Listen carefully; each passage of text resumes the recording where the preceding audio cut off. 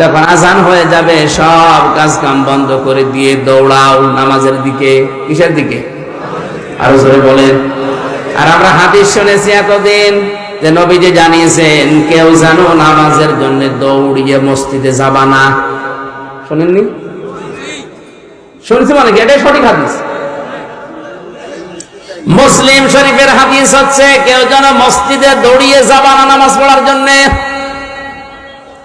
ফজরের নামাজে নবীজি নামাজ আদায় করছেন, নামাজের ভেতরে ধপ ধপ করে কিছু আওয়াজ শুনলেন। নামাজ শেষ হয়ে গেল, ঘরে বসলেন, ডাক দিয়ে বললেন সাহাবীরা নামাজের ভেতরে আমার কানে আওয়াজ এসেছে, ধপ ধপ করে আওয়াজ হচ্ছিল কিসের? সাহাবীরা বলে হুজুর আমরা ফজরে টের পেয়েছি দেরিতে, জলদি করে ওযু করে মসজিদে আমরা অনেকেই দৌড়িয়ে এসে জামাত ধরেছি। ওই দিন নবীজি হাদিসটি বলেছিলেন যে তোমরা কেউ দৌড়িয়ে জামাত ধরবা না, যতটুকু পারা যায় ধীরে স্থির ভাবে নামাজ পাও, বাকি যেটা পাবে না কাজা করে নেবে। কথা বুঝতেছেন? তাহলে আয়াতের সাথে নবীর কথার কোনো মিল নেই। হ্যাঁ কই আছে কই? আল্লাহ বললেন দৌড়াও, নবীজি বললেন দৌড়ানোর দরকার নেই।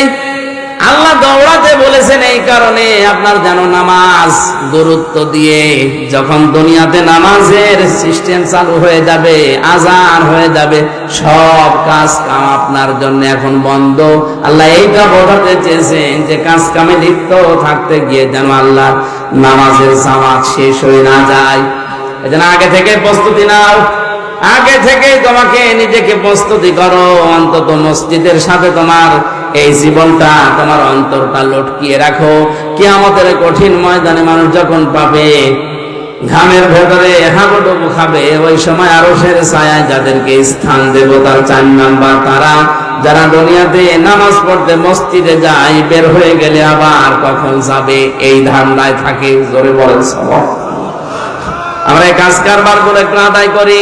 বলে ফাসাউ ইলা যিকরিল্লাহর ব্যাখ্যা মানে দৌড়াতে বলেছে এই জন্যে যেন আপনি আগে থেকে প্রস্তুতি নেন, নামাজ যেন নষ্ট না হয়ে যায়। এই কারণে সব কাজ কাম বন্ধ করে দিতে বললেন। এদের সাথে বাংলাদেশের বাস্তবতার মিল হয় না, আমি অনেক ক্ষেত্রে দেখেছি।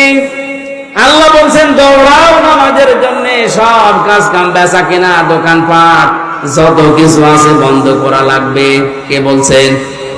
আরো জোরে। দিনাজপুরবাসী খেয়াল করেন, জমার নামাজ আজান থেকে শুরু করে একেবারে শেষ পর্যন্ত আমার মনে হয় 1-1.5 ঘন্টা সময় লাগে। কথা বলছেন না কেন? আল্লাহ বললেন তোমাদের এইটাই ভালো কাজ, নামাজে আসো, এই কাজ বন্ধ করে দিয়ে। আর আমরা দেখছি না 1-1.5 ঘন্টা সময় লাগছে। অথচ এই দেশে এমন অনেক মানুষ আছে 1 ঘন্টায় 5 লাখ টাকা উপায় করে। আপনার বেশি মনে হয়ে যাচ্ছে। ঢাকাতে ডাক্তার মতিয়ার রহমানের বাড়ি খুলনা, অনেক পিত্তথলির পাথর বের করেন অপারেশন ছাড়া। ওনার 15 মিনিট সর্বোচ্চ সময় লাগে এক একটা অপারেশন করতে, 1,20,000 করে টাকা নেয়। তো 1 ঘন্টায় যদি 4টা 5টা করে কত টাকা হয়? ওর 1.5 ঘন্টা নামাজ পড়তে গেলে কমপক্ষে 7 লাখ টাকা ওনার লস হবে। আর কথা বলছেন?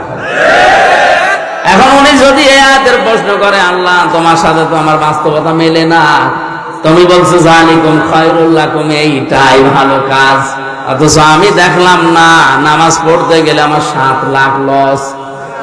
আমার তো লাভ হচ্ছে না, লস হচ্ছে। তাহলে কোরআনের এই আয়াত ভুল। কেন আল্লাহ যালিকুম খায়রুল লাকুম দিয়েছেন? এইটাই ভালো কাজ। ইন কুনতুম তা'লামুন, যদি তোমরা জানো। এবার আসেন ব্যাখ্যায়। আল্লাহ এই কারণে দিয়েছেন, আপনি 1.5 ঘন্টায় 7 লাখ টাকা উপায় করলেন।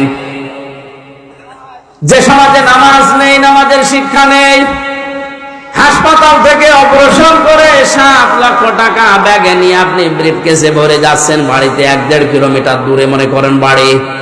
রাস্তায় যাবার সময় যে সমাজে নামাজ নেই, সমাজে চুরিদারি, ছিনতাই, হাইজাকার, ডাকাতি নেই। আসতে বলেন। এখন আপনি 7 লাখ উপায় করে যাচ্ছেন, ও সমাজে তো নামাজ নেই।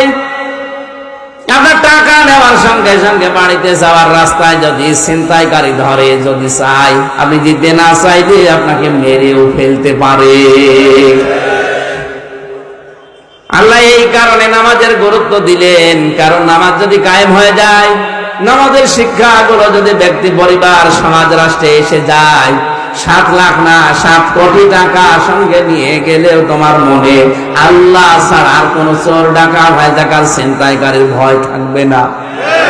এরকম একটা পরিবেশ আল্লাহর নবী মদিনায় গঠন করেছেন না করেন নাই? আরো জোরে। একবারও কি দেখতে মনে চায় না যে নামাজের সমাজটা বাংলাদেশে কায়েম হলে কি করে হাইজাকার মুক্ত, সন্ত্রাস মুক্ত, দুর্নীতিবাজ মুক্ত, সাদাবাজ মুক্ত, চোর ডাকাত মুক্ত একটা জীবন কিভাবে চালানো যায় শান্তিতে, ওটা দেখতে মনে চায় না? আর